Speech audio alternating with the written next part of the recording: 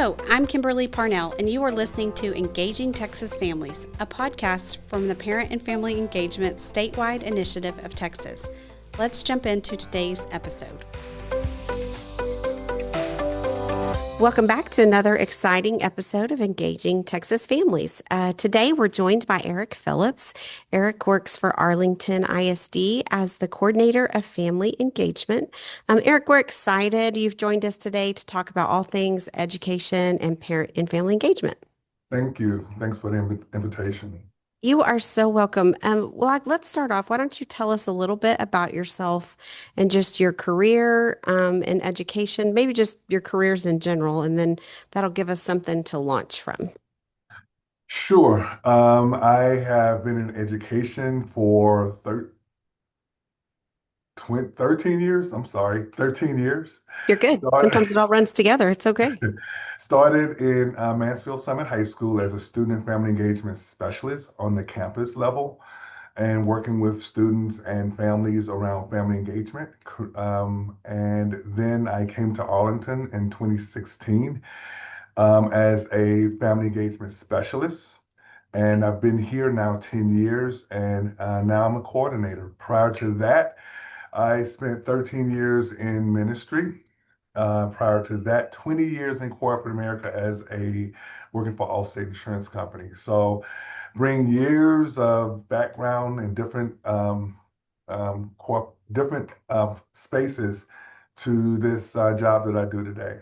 Yes. Well, you alluded a little bit to your background serving as a pastor, which you and I both know involves a whole lot of connection and relationship building with people of all makes and models and sizes and shapes. And so, how do Correct. you see those skills and experiences informing the work you do now? Well, it all surrounds my why. I feel as though I was created to just be a blessing to others, as well as, and so with that as my why, what happens is the work that I do here in Arlington ISD is providing those families with the resources, direction, and things that they need to help support their students become successful.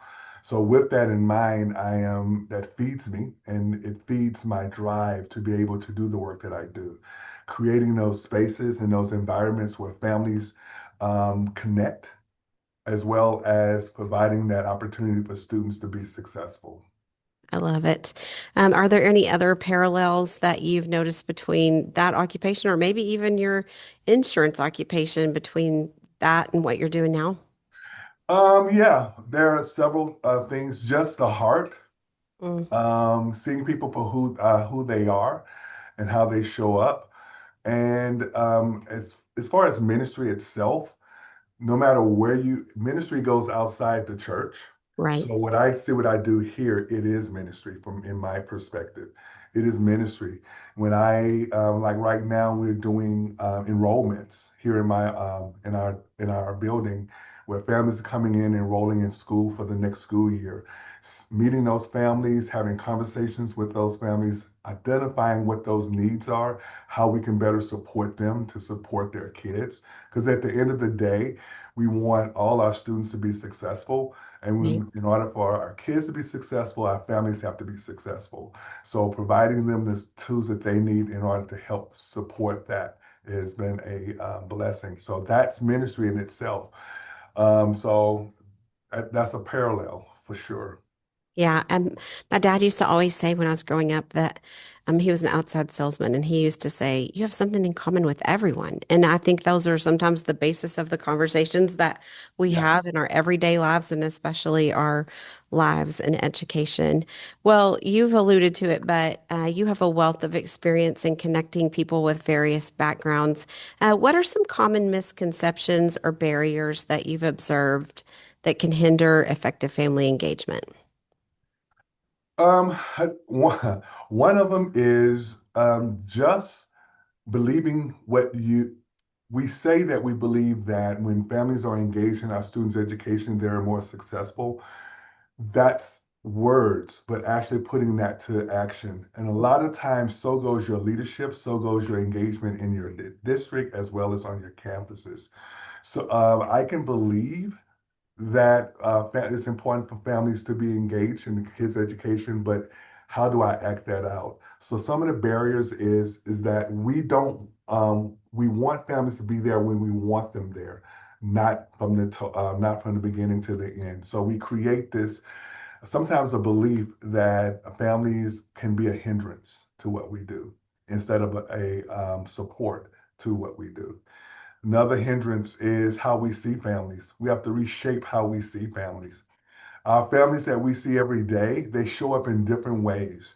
And so when I put a lens on families, my lens is one of acceptance, no matter who they are and how they show up, because I cannot not serve anyone because of my own beliefs. So I have to put my lens and my belief to the side and see them for who they are and meet them where they are and treat them with respect and dignity, understanding that my job is to just provide them the tools that they need to be able to be more engaged in their students' education. Um, so those are a couple of the myths, just our beliefs. How do we see families? And the second one is actually believing that when we be intentional about our work, it's going to reap some benefits. I love that. I love that. Eric, you've just transitioned to the new position of coordinator of family engagement, which is a little bit different than what you were previously doing. So, looking ahead, what are some of your aspirations for the future of family engagement within Arlington ISD and maybe beyond? Well, moving into this new role is an enhancement of my job that I've already been doing. So a piece of that job is now enrollment. So I'll be responsible for helping create an atmosphere where we have increased enrollment. So it's an outward focus where we are providing resources and opportunity for families understanding how Arlington ISD shows up in our community and the opportunities we have for their students. On top of that, the customer service piece, providing customer service training across the district, being intentional that how we do the work that we do and how we see families. Once again, how you see families is how you're going to treat families. And the third thing is also looking at our campuses and creating a standardized welcoming environment across the district. How do we show up when parents walk onto our campus? What does that look like? What are those norms and what are the standards that we want to set as families walk on our campuses? And what does that look like across every campus? Being uniform about that. No matter what campus you go to, you're going to get the same greeting, you're going to get the same welcome, you're going to get the same atmosphere as far as signage and whatever that looks like, being consistent across all campuses. So providing those welcoming environments, which includes customer service, which includes also understanding, changing the culture of what it looks like. As education changes and our families have more options, we have to begin to change and begin to create environments where our families want to be there. Our families want to be part of what we're doing. And that means just creating those environments and being intentional about that.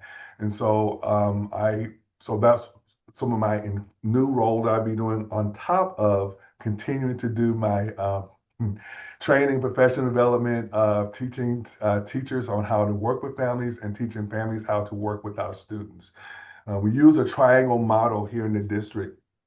We're in our department that our goal is to strengthen parents so that they know how to communicate with the school and strengthen the school so that they know how to work with families. With a strong foundation, we now improve student outcomes.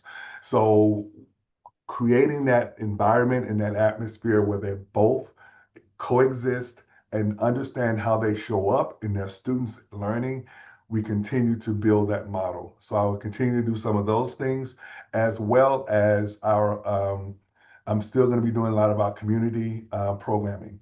Our big back to school bash which is coming up in August. That's a huge initiative that we lead here in the district.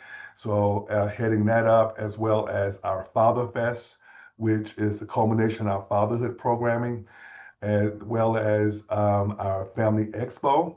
I think we're changing how that shows up, and we're doing something totally different around that.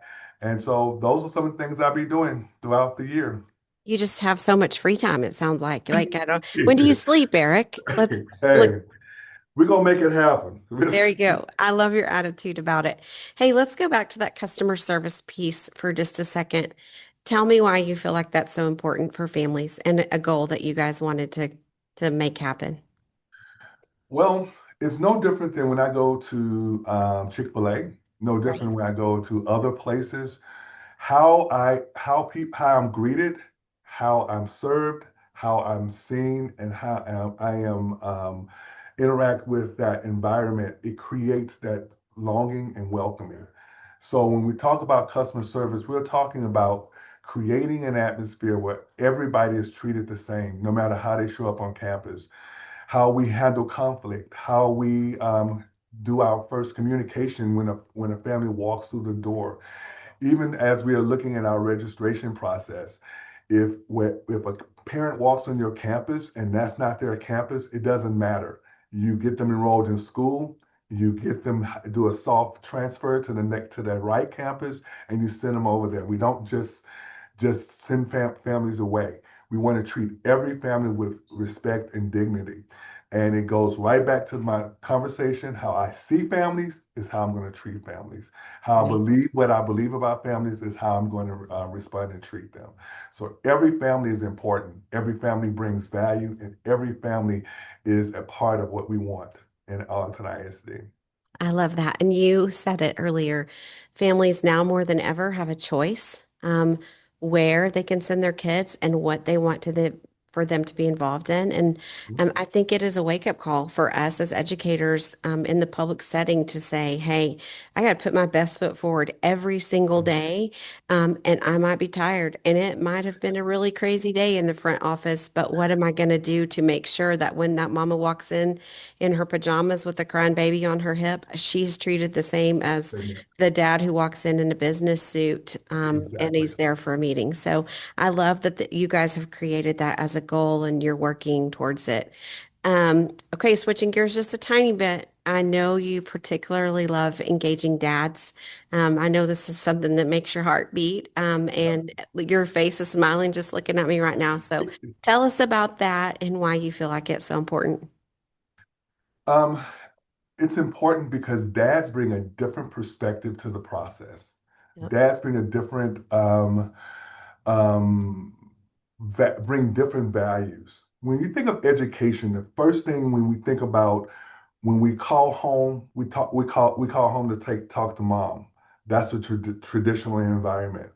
Well, a lot of times a dad brings a different perspective, whether it's with their child or with someone else's child. When they're in that environment, they create safety, they create an environment of trust, and they create an environment of being of belonging. And so my passion comes from when I was a dad myself in the educate when my kids were in school. I was an engaged dad. I was on every trip, every field trip. I was there because it was important to me as a dad that I showed my face. Because my motto is, and I tell families this on a regular basis, you show up. So when it's time to be heard, they will listen. If you Mm. don't show up, when you come just coming and you've never been around, likelihood they're going to listen may not be as great. But if you're there and they see you and they know you're there, they're going to listen and you bring value. And whatever I do is for the benefit of for my kid.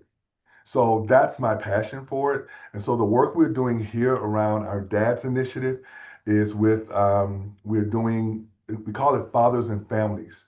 And the reason we change it from just dads to fathers and families, because the makeup of the family has begun to change. Right. And just because I may have one belief, I have to be able to meet every family. Once again, in public education, we don't get to pick and choose who we educate. We have to educate everyone. And so our families come in different forms, shapes, different ways. So when I say fathers and families, it may be mom and mom, maybe a dad and dad. It may be a uncle, maybe a brother, it may be anybody.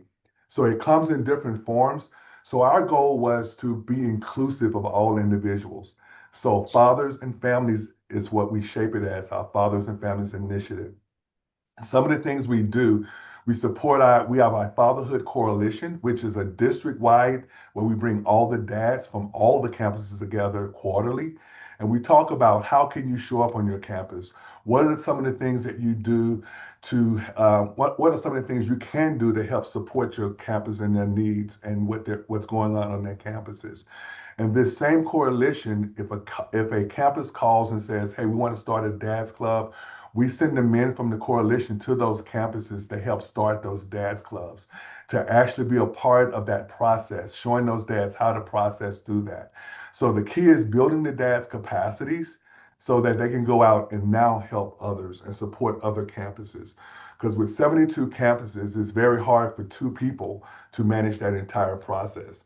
So engaging those dads and having them and the enthusiasm that they have to go out and help start those dad clubs.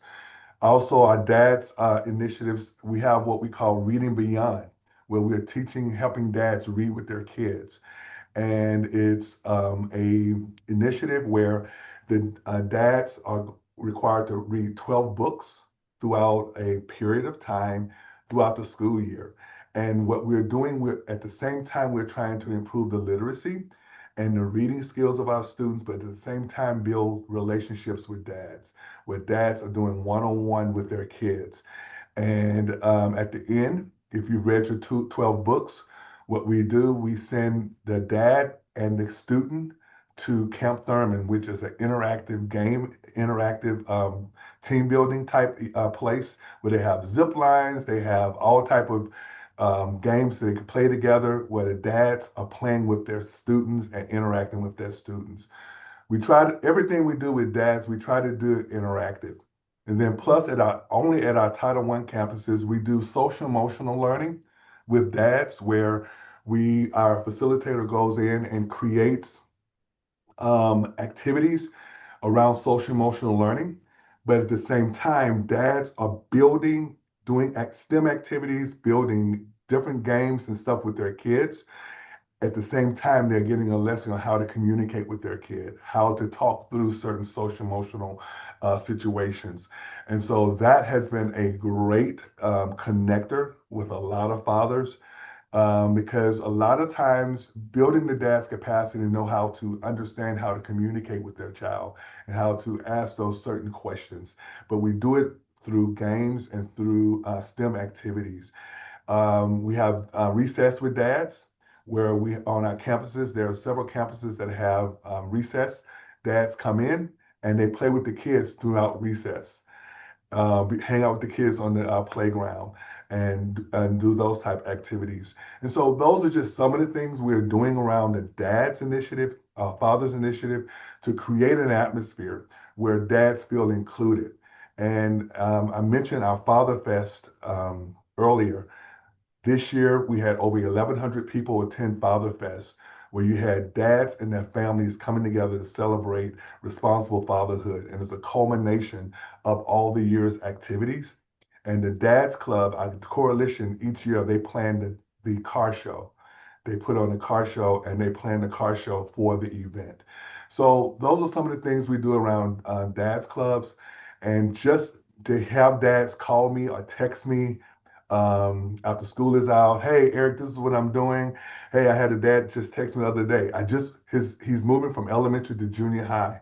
He took it upon himself with a couple of other dads from the coalition that are moving to the same junior high to go to meet with the principal to let him know, hey, we're going to start a dad's club on your campus. How do you want us to show up?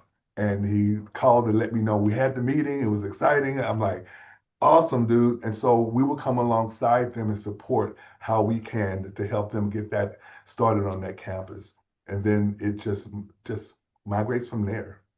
I love it. You have taken on an interesting perspective on the leadership of it. You said it.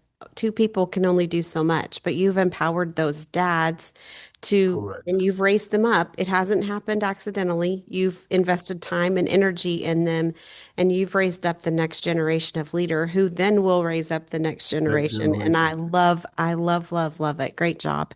It's called Well, sustainability. absolutely. It's called, a lot of times you have this one dad on the elementary campus that's all in and he does everything and he moves away. And guess what happens? There is not another dad. So our goal is to create that leadership life pipeline. That Right? who are you bringing along with you? Are you doing this work by yourself, or are you bringing along a kindergarten dad with you that's going to be there for 4 or 5 more years? Are you bringing on a second grade dad with you? So creating that pipeline and but dealing with those social emotional needs also of fathers is one of the things we did last year. We did what we call cafe, but we call it Dad's Tailgate, Oh, where we came, semantics. where we came together and we dealt with those needs as a dad. We talked through stresses of being a husband, stresses of being a dad working sometimes two jobs. How do I navigate that? And having those dads having those conversations and supporting each other, you would have never believed how now those dads are friends. And when things are happening, they're actually building that community. And so that was one of the great things about the leadership of that last year. I love that. Great job. Well, we like to close every episode of our podcast by asking our guests, what is one thing you have seen someone do in the area of parent and family engagement that has left a lasting impact on you, either as a parent or as a professional? What has impressed me is um, my parent facilitator for my dad's outreach around family engagement, how he has been that glue and that catalyst that has pulled the dads together, and how they begin to trust him, trust his leadership, and understand how they show up. And that is a positive for me because so many different organizations, systems have tried to do work with dads, and the hard part around men is pulling them together Mhm. and making them feel belonging. And he's done a phenomenal job with that.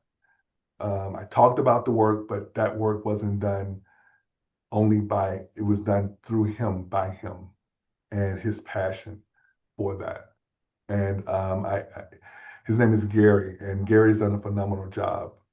Creative and innovative, and is always thinking about how now can I do Yeah, better. How can I grow this? Sometimes I have to reel him in, but he has transformed our fatherhood initiative um, to no to no end. It's great. So I give him the kudos for that, and that's some great work around that for sure.